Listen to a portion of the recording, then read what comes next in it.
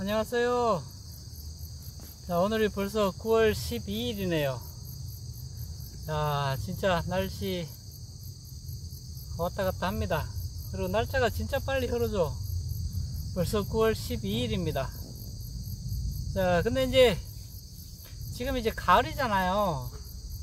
그래서 오늘은 이거 가을 탄저병에 대해서 잠깐 설명을 드릴게요.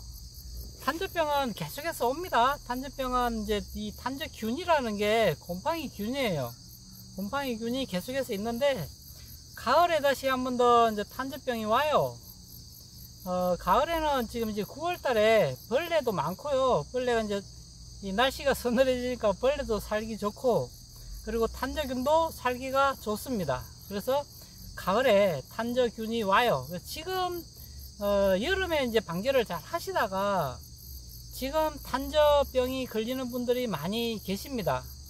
그래서 이제 보통 이제 8월 말에 고추 마무리하고 이제 이모작 하시는 분들은 이제 고추를 긋는 분들이 많이 계세요.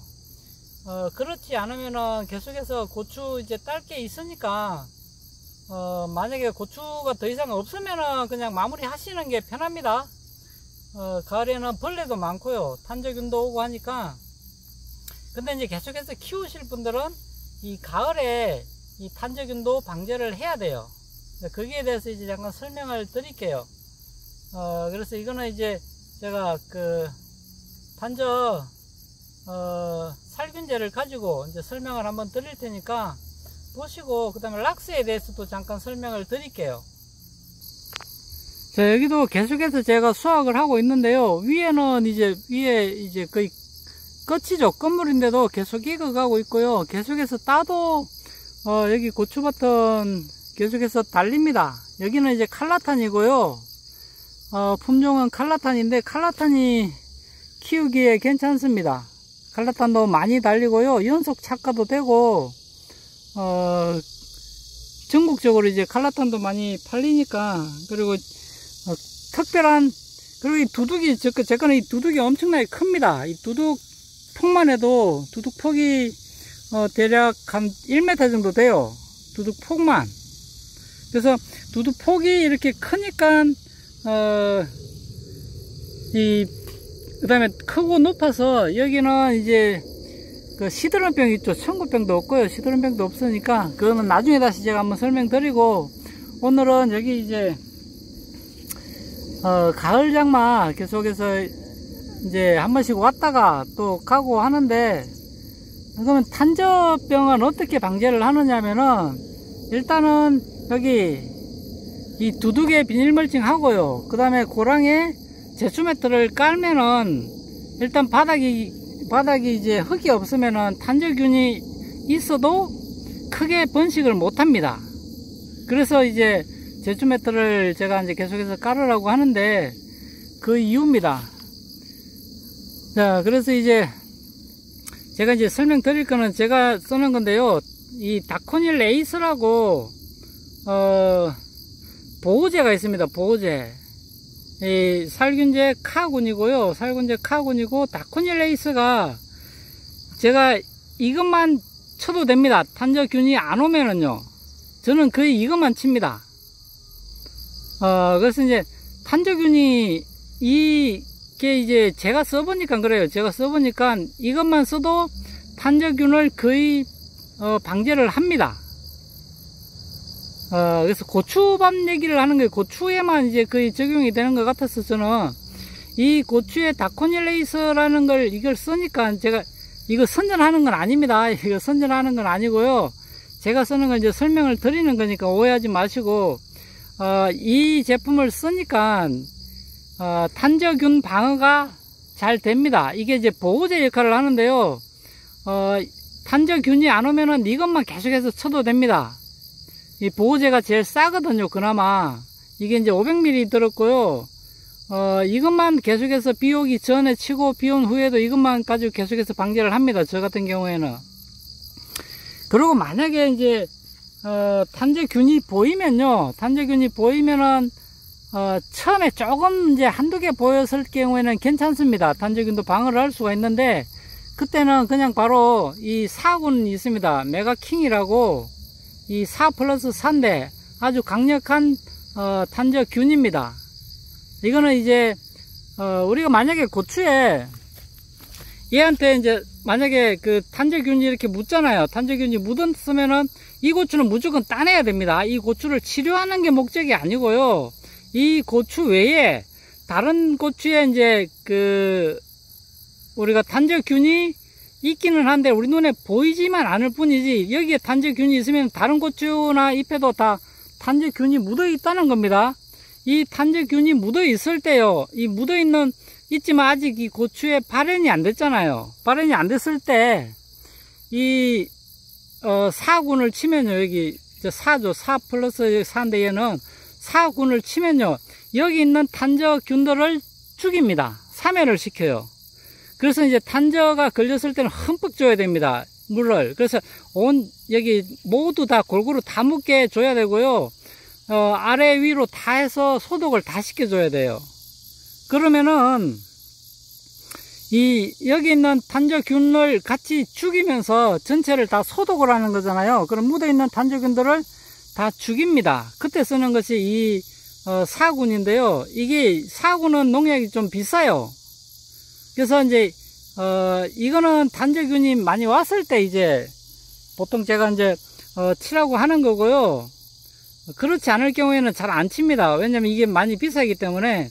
그래서 아까 제가 설명드린 얘를 갖다가 계속해서 꾸준히 치면요, 방제가 잘 됩니다. 제가 해보니까 그래요. 이게 단지 균이 없는 게 아니고요. 집밭에도 사과에는 제가 이제 사과도 같이 키우는데 사과에는 탄저균이 좀 많이 왔어요. 사과에 치는 거는 좀 다릅니다. 또 다른 약을 쳐야 되고요. 그래서 이제 이렇게 치면은 됩니다. 제가 이제 항상 말씀을 드리는데요. 이 탄저병은요, 치료를 목적으로 하면은 탄저 한번 걸리면은요, 잘 잡기가 힘듭니다, 솔직히. 그래서 탄저병은 예방이 목적입니다. 다른 병도 마찬가지지만 이 고추밭에는 예방 목적으로 다 방제를 해야지. 그래서 내가 탄저병이 걸렸잖아요. 걸린 거는 무조건 고추는 버려야 됩니다. 왜 버려야 되냐면은 여기 묻어있는, 만약에 탄저병이 걸린 게 이게 보이잖아요. 탄저병이 보이면은 여기에 있는 곰팡이균이 또 옆으로 다 번져요. 날아다닙니다. 물론 탄저병이 하나가 보이면은 옆에도 다 탄저균들이 묻어 있다는 가정하에 방제를 반드시 하셔야 됩니다. 그래서 예방이 최우선이기 때문에 우리가 보통 이제 7월 장마 기간에는 방제를 잘 하세요. 잘 하시다가 이제 가을 딱 접어드니까 8월 말부터 손을 딱 놓습니다. 이제 좀 안심해도 되겠지. 그때 탄저병이 옵니다. 그래서 이제 고추 잡기 끝날 때까지는 탄저균은 계속해서 최소한 일주일 단위로 한 번씩 쳐줘야 됩니다. 그때 이제 제가 말씀드린 것처럼 이 카군을 가지고요, 카군을 가지고 방제를 하세요. 꼭 이 농약이 아니더라도 괜찮은데 제가 써보니까 이게 저는 그래요. 제 밭에는 이게 잘 맞아요. 그래서 제가 뭐 농약 선전하는 건 아니기 때문에 자기한테 맞는 이런 것들 최대한 농약을 선택해서 사용하시고, 그래서 고추밭은 최대한 깔끔하게 만드는 것이 중요하고요. 그리고 고추밭 만들 때 제가 말씀드리죠. 항상 토양 살충제, 살균제 넣고 로타리 치라고요. 그리고 이제 또 고추 우리가 이제 두둑은 비닐 멀칭 하고요. 그리고 고랑은 제초 매트 설치하는 것이 가장 효과적입니다. 그리고 이제 하나를 더 설명을 드리면은 여기 이제 다군이 있어요. 다군. 여기 다군, 이게 오티바인데 이 다군은 이제 보호하고 치료제 역할을 같이 합니다. 그래서 이거는 언제 치냐면은 탄저균이 한두 개 보일 때 있죠. 한두 개 보이는데 전체로 번진 것 같지는 않아요. 하지만 우리 밭에 탄저균이 온 것 같은 의심이 들어요. 그때 이 오티바, 이거 살균제 다군을 칩니다. 이건 다 3이라고 되어 있죠. 그래서 이 다군을 치면은 보호 및 치료를 동시에 합니다. 이런 것들은 비싸니까요. 그래서 방제를 하려면은 안 걸리게 하는 것이 가장 좋습니다. 안 걸리게 할 때는 이 카군, 이 다쿠닐레이스가 효과가 엄청나게 좋네요. 제가 쳐보니까 제가 이제 꾸준히 작년에도 치고 올해도 치고 계속 쳐보니까 얘가 제일 좋은 것 같습니다. 제 밭에는 그래요. 다른 분들은 또 더 좋은 것이 있으면은 더 좋은 것으로 치시면 됩니다. 자, 그리고 이제 제가 락스에 대해서 잠깐 설명을 드릴 건데요. 락스로 이제 고추 탄저병이 걸렸을 때 락스로 이제 방지하시는 분들이 계세요. 자, 근데 이제 락스 같은 경우에는 예방은 안 됩니다. 예방은 제가 봤을 때도 예방 목적으로 락스를 칠 수는 없어요. 그리고 이 살균 효과는 분명히 있습니다. 우리가 이제 집에서 곰팡이균을 잡을 때 락스로 곰팡이균을 잡고요. 그리고 이제 락스도 이제 식품 첨가용입니다. 식품 첨가용으로 반드시 사용하셔야 되고요. 락스도 공업용이 있고 식품 첨가용이 있습니다. 그래서 반드시 락스를 사용하실 때는 식품 첨가용으로 사용을 하시고, 자, 여기서 문제점이 하나가 있는데요. 얘가 이제 분명히 살균제라서 우리가 살균 효과는 분명히 있습니다. 곰팡이균을 잡을 수는 있어요. 잡을 수는 있는데, 이 락스는요, 우리가 그 락스의 주의 문구를 보시면은 분무 형태로 살포를 금지하라고 되어 있습니다. 그거 한번 잘 찾아보세요. 이게 무슨 말이냐면은 우리가 이 고추밭에 약을 칠 때는 다 분무 형태로 약을 치잖아요. 근데 락스는 분무 형태로 이 살포를 금지시켜 놨습니다. 그 이유가 있는데요. 우리가 물론 농약도 우리가 사람이 농약 마시면 안 좋죠. 분무를 하면 안 좋습니다. 그래서 제가 방독면을 반드시 쓰고 하라고 합니다. 반드시 방독면을 쓰고 하셔야 되고요. 근데 이 락스는요, 우리 인간의 폐에 치명적입니다. 예를 들면은 우리가 이제 가습기 살균제 있잖아요. 가습기 살균제. 그래서 이거는 다시 이제 설명을 따로 드릴게요. 자, 그래서 락스는요, 분무 형태로 치면 안 돼요. 이제 주의 문구에도 그렇게 되어 있습니다. 분무 형태로 살포를 하지 말라고 되어 있는 이유가요, 우리가 가습기 살균제 알죠? 가습기 살균제도 락스를 넣고, 소독약이죠. 소독약을 넣고 이 분무를 해서 사람들에게 이제 해가지고 폐에 치명적인 문제가 생기잖아요. 락스도 똑같습니다. 그걸 주의를 하셔야 돼요. 물론 바로 보이지는 않습니다. 하지만 락스를 몇 번 치고 나면은요, 만약에 방독면을 완벽하게 방독면을 하면은 괜찮아요. 그래서 이 락스는 방독면을 안 하고 우리가 그냥 일반 농약 치듯이 쳐버리면요, 일반 농약보다 훨씬 더 치명적으로 폐에 손상을 줍니다.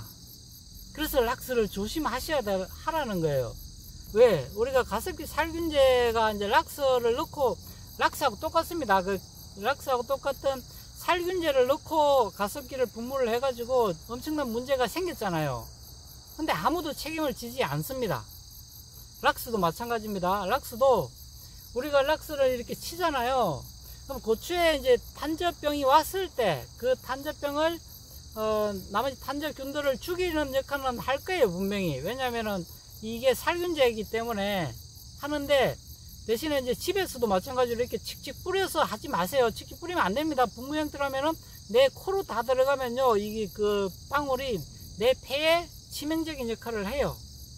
근데 락스는 정말로 조심을 하셔야 되는 게, 분무 형태로 분무하지 말라고 했는데 주의 문구가 있기 때문에 그걸 분무 형태로 분무를 해서 그 사람이 폐에 치명상을 입으면은 아무도 책임을 지지 않습니다. 이게 락스의 치명적 문제점이에요. 그래서 우리가 건강하려고 이제 고추를 키우고 사람들이 하는데, 락스를 쳐버리면요, 이 락스 묻은 고추는 아무 문제가 없어요. 문제가 없고 사람한테도 문제가 없습니다. 하지만 약을 치는 농부한테요, 약을 치는 농부한테 치명적이라는 겁니다. 락스는 물에 잘 씻겨 나가요. 물에 잘 씻겨 나가기 때문에 이 고추에 치던 어떤 과일을 닦던 아무 문제가 없고, 오히려 과일이 더 깨끗해지고 고추도 깨끗해지고 좋습니다. 그런 건 다 좋아요. 좋은데 이 농약을 치는 우리가 소독을 하는 농부님들이요, 농부 입장에서 제가 말씀드리는 겁니다. 농부는 치명상을 입습니다. 그래서 오히려 더 폐가 망가져서요, 안 좋은 사태가 벌어집니다. 그러니까 락스는 정말로 조심해서 사용하시고, 만약에 락스로 이 부무를 하시는 분들은요, 방독면 정말로 철저하게 방독면을 써야 됩니다. 방독면을. 그 미세한 그 가루가 우리가 물방울이요, 자기 폐로 안 들어가게 해야 돼요. 냄새는 상관이, 냄새는 우리가 이제 락스 냄새가 독해서 그런 거지, 냄새로 인해서 이제 문제가 생기지는 않고요. 이 락스가 공기 중에 떠다니면서 이 사람의 폐로 들어가면요, 폐에 치명적입니다. 그래서 폐가 굳어버리거나 섬유종이 와가지고 이제 사람이 죽기도 합니다. 그래서 락스로 인해 가지고, 그래서 이제 가습기 살균제로 많은 분들이 돌아가셨잖아요. 그리고 지금도 고통을 받는 분들이 많은 것처럼, 이 락스 살포를 해서 그 락스 살포 하신 농민분들이 피해를 많이 받을 수가 있습니다. 폐에. 비가 오면은 락스도 다 씻겨져서 잘 나갑니다. 그래서 얘네들한테 묻어 있는 건 아니고요. 얘네들한테 이제 치면은 곰팡이균을 잡아주기 때문에 좋기는 해요. 한데 약을 치는 사람한테는 치명적이라는 거니까 그것만 잘 기억하시고, 내가 락스를 만약에 사용하겠다 라고 하시는 분들은 정말로 방독면 잘 쓰시고요, 조심하셔야 됩니다. 이 수건에 묻혀 가지고 이렇게 닦는 것들은 괜찮아요. 닦는 괜찮은데, 이렇게 우리가 이제 농약 치는 것처럼 안개분무 해가지고 쫙 치면은요, 내가 다 마시면은 큰일 납니다. 그러니까 그것만 이제 조심하시고 락스는 사용하셔도 돼요. 저는 이제 사용하지 말라는 게 아니고요, 치는 분들이 주의를 요해야 된다고 보는 입장입니다. 그래서 이제 그렇게 하시고, 락스가 나쁘다는 게 아닙니다. 나쁘다는 게 아니라 치시는 분들한테 치명상을 줄 수가 있으니까 주의를 당부를 드립니다. 그래서 이제 고추는 계속해서, 저 같은 경우는 계속 따도 계속 있고요, 계속 달려가지고 얘네들이 이제 크고 하니까 저 같은 경우는 계속해서 키우는 입장이고요. 여러분들도 이제 가을 됐으니까 그래도 꾸준히 계속해서 고추를 키우실 분들은 방제를 계속 하셔야 됩니다. 방제하시고 영양제 주시고 계속해서 하시고요. 이제 밑둥 자르실 분들은 이제 그만 하셔도 됩니다. 이제 밑둥 뭐 지금 이제 12일이니까 이제 한 20일까지, 20일 안에, 9월 20일 안에 이제 밑둥 자르시는 분들 많이 계실 건데, 그때 이제 밑둥 자르실 분들 자르시고, 저는 이제 10월달 넘어가서 그 작업을 할 겁니다. 왜냐면 아직도 더 키워야 되기 때문에. 이건 칼라탄이라서 칼라탄들은 아직 잘 크고요, 문제가 없습니다. 담배나방만 아니면 괜찮고요. 내년에 조금 더 연구를 해가지고 조금 더 좋은 모습 보여드리도록 할게요. 자, 오늘은 여기까지 하고 마무리 하겠습니다. 고맙습니다.